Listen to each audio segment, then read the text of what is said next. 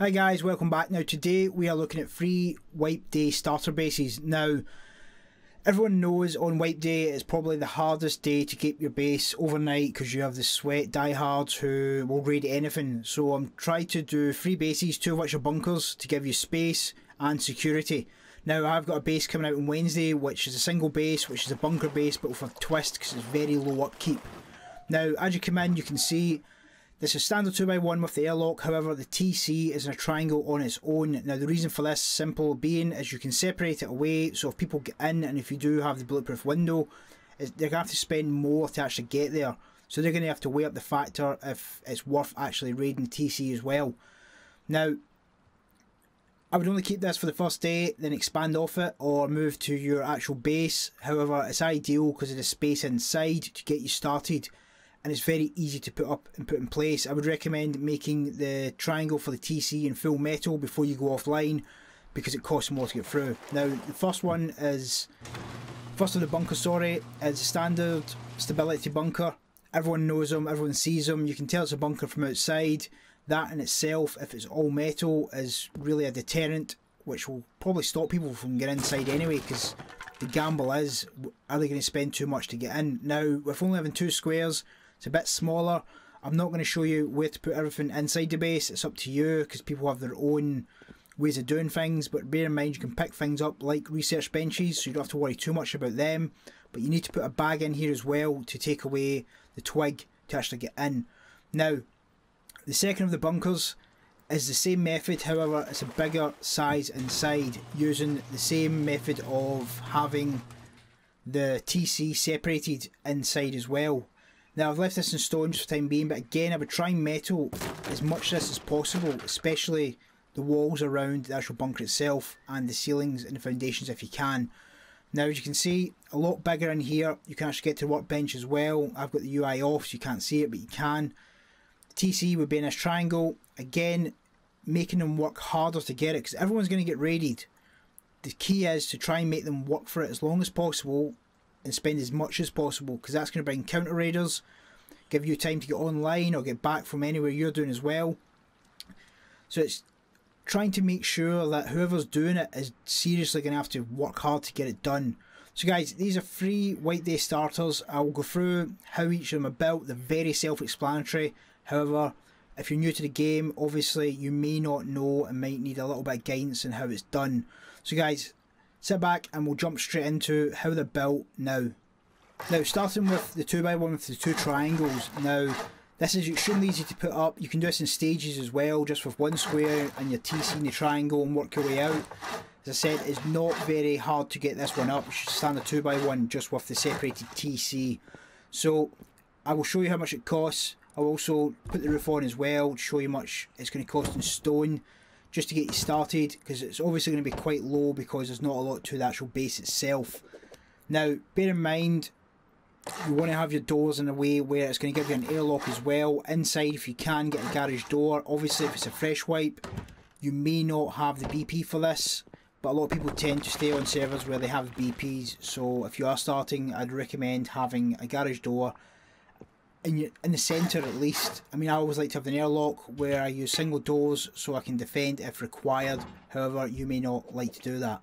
Now, as I said, try and make all the outside metal for the TC. This will just slow people down and stop them from wanting to basically go all the way through TC. So you're going to lose some of your stuff, but not all of it. That's the critical part of this, by separating your TC. Now, as I said before, I'm not going to show you how to put everything inside the actual base. There's no point. People have their own ways of doing things. I have my own way of doing things. But just do it in a way where you can get the maximum usage of space possible. That's key with any starter. And also the second key thing with a starter base is don't leave it too long before you upgrade or move to your main base. Starter bases aren't very strong because they're small. As people progress and the diehards stay on all night farming sulphur, you will quickly find that what you thought was secure for the first 4 or 5 hours of the wipe slowly but surely has become very, very unsecure because of the volume of people who are actually playing on the server. So it's very key that you make sure that you progress quick. Now, a lot of new players have joined Rust and they don't actually understand a lot of the mechanics yet, especially in vanilla. People have this weird thought that vanilla's quite slow. If you're playing against a clan, I can assure you now, it is not slow. They will get through you straight away. As I said before, do your doors in a way where you get an airlock, so you can basically have one door and not have to worry too much. This protects you massively as you move on in the wipe. Now, door camping is a key thing in Rust. People love doing it. It's just one of those things. Can't do anything about it. It's just the way it is. So guys, that is the first one. 2v1, 2 triangles. As I said, very, very easy of the 3 to do. Not hard in the slightest. So we'll move on to the bunker now, which is a bit more of a risk to do because you have to do some of it in stages, some you have to do in wood and cut it back out. It can be very annoying, but to do this one I would recommend starting on this. Now the front door you can actually do in wood. It's a stone now because I'm in B grade, and cut it out at a later stage, then build your foundation up from it. Just bear in mind, if you upgrade it to stone you're going to need about 7 picks to get out, and if you don't have the actual resources to do the bunker for a while, you leave yourself at risk having one door. Now, to do the bunker method, if you didn't know, you have to do it in Twig first to put the first low wall in. Again, I'm in B grade, so just bear that in mind. So I'm automatically using stone straight away. As soon as you've got the foundations risen, you're going to want to make sure you've got enough resources to close that down, like this one is here, to make sure that it actually allows you to secure that bunker area. Now, people who are going to raid this, yes, it's one foundation and you're in. However, because it's metal, it's going to cost a lot more to do, but you can honeycomb off of this, put stairs, anything you want. That will secure it a bit more if it's only going to be a starter base, and that is it. Now, if you're going to expand from this, it can be quite tricky because you have to stagger the height of the actual foundations, which a lot of people don't like doing. But with bunkers, it's kind of what you need to do to make sure you can get the lowered area. Now, on Wednesday, I've got a bunker base coming out, which kind of defies that, the way I've actually built it, because you can build around it in any way, shape or form, because I've levelled the base out in a way where you have a full room inside. But I'll show that on Wednesday. Now, inside, I like to always have a shop front at the front, so I can actually see if I'm being door camped. Some people don't like them, some people do. Some people trade, some people don't. If you do trade, it's always worthwhile having one because it allows you obviously to trade with people in a safe manner, because a lot of people do still try and cuck people when it comes to trading. It will always happen. You just have to watch who you can trust. Now, metal up as much as you can on this base, because again, people, if they know it's a bunker, which they will because the way it's designed, they will go for the stone. Bear in mind, this is only going to probably last 12 hours of the wipe, if that, maximum 12 hours. Now, the upkeep to this is relatively small. I'll put all the costs down below in the description for all 3 bases with the upkeep as well, so you know exactly what it is. In here, again, you're going to have to sacrifice an area of one of the squares for your bag. Bear that in mind as well. You have to get a bag down in here, so don't stick 2 shelves on either side and expect to get a bag in, because it's very tricky. You can't put a bag underneath a floor piece. Again, this would be twig. If you're half wall, again I'm using B grade. Bear that in mind as well. You see now, that is fully secure. People are going to have to go through the floor to actually get to you, or through a wall. Now, early game, stone, you're probably looking about 4 or 5 hours. No one will really touch the stone wall, but it doesn't take a lot of satchels to get through a stone wall. However, if you do it in metal and you've separated all the 2 rooms apart, it means you're going to have to go through a wall, potentially 2 doors. It's a lot to go through, and it's going to draw a lot of attention as well. Now, as I said, you're going to want to metal this up as much as possible. It doesn't take a lot to metal these up. Now, you can put furnaces in the front in the triangle you're not using, and just litter it with 3 furnaces, get about 4 furnaces in the main base, and it'll quickly allow you to get the metal you require. Metal ore is not hard to find. It's probably easier than most. Make sure you do foundations as well, because if people do have rockets, they are going to go for the foundations first, because it's the easiest way to do it, because you're taking away quite a lot of real estate by doing it, especially with such a small base.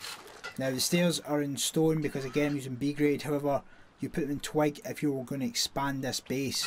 Now you can see all metal. People are going to have to go through a full foundation to get into this. Now as a starter base, that's quite a lot, and it's quite cheap for what it is just now as well, which is again quite key. So guys, this is the first of the bunkers. As you can see, it's strong for a limited time. As I keep saying, a lot of people will do like a solo starter base and make out that it's going to last you a while. In reality, it's not. It's only going to last as long as the server progresses.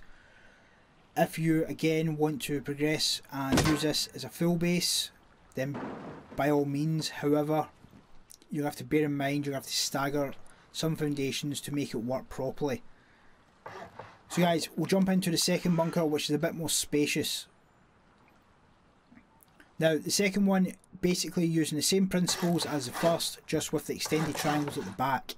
Now this is obviously going to cost more, so make sure you're actually able to have the resources. Again, you can start off in wood and work your way through. Very, very simple. I'll do where the TC will go first.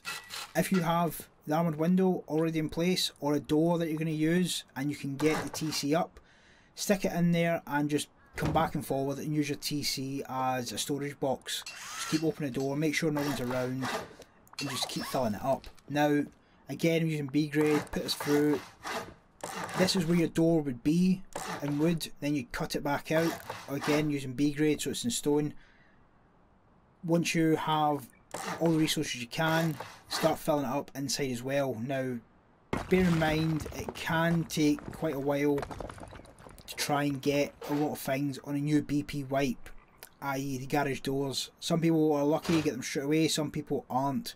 Double doors work just as well, but just bear in mind they're nowhere near as strong. Now for this, moving around, you can actually get a TC and workbench in the same two triangles. It can be done, you just have to place your boxes in a certain way to allow it to happen. Now level 1 you're going to cut away anyway as soon as you've done level 2. No one keeps a level 1 workbench, really. It's just not something you do. People tend to try and keep their starter base to a time where they have the level 3. I know I do. Then I move into my main base when I have level 3. Average time for people getting a level 3 is probably a day, day and a half now. Some people do find it harder because they don't like to leave their base, but there's nothing you can do about that. Now bear in mind where you're placing your stuff in front of your TC as well. It may block you, so you have to pick it up and it will actually break it down. So for these little bases you have to be key on where you actually put things. Just bear that in mind. As I said, I'm not going to show you where to put things because people have their own preference.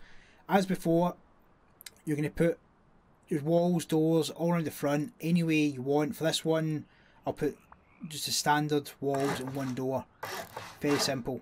Now you're going to want a half wall at the top. Again, make as much of this as metal as possible, simply because if you don't, you run the risk of someone just cracking through one stone wall and that's you've practically lost a lot. The beauty about this actual footprint, if they come through the ceiling with satchels, they can only go through one area, so they'll have to systematically go through in pieces like an orange. If you like, you have to tear away each part to get to it, because you can actually section it off with the doors. Now that works for the walls and the roof. If you have rockets coming against you and they just take out the roof, then you've basically lost it all, so bear that in mind as well. Now you can expand, as I said, but again you have to stagger off of this, which can be a little annoying. As I said already, I've got a base coming out which kind of changes how that's done a little, but again it will still be raidable because every base is. Now the cost of this one is pretty much the same. As I said before, I will put all the costs down below rather than flash them up on the screen. Bear in mind though that you may build it in a different way. You may use stone or metal in different areas that I did, so it may vary, but it'll fluctuate very small. It's not going to be a great change, to be honest. So say this is the bigger of the two bunkers. As I said, if you're willing to farm this, I would recommend this over the first one because you have the extra space by far. If I was personally on a wipe, this is the one that I would try and do myself. I like to have a lot of space in the bases that I'm actually in, because I do collect quite a lot of stuff. First one is more to someone who doesn't really bother too much, just wants to get a base up, bit more PvP, and they're probably going to build a base later. And the first one is just someone who wants a secure base, but with a small footprint, because they're going to move on to another base. So guys, that is it for this one. As I said, on Wednesday I have a solo duo base coming out, which is a bunker, but you can't actually tell it's a bunker until you're inside. It's a very small upkeep of HQM, and it's more than 15 rockets. So stay tuned for that one. Thanks guys, and I'll catch you in the next one.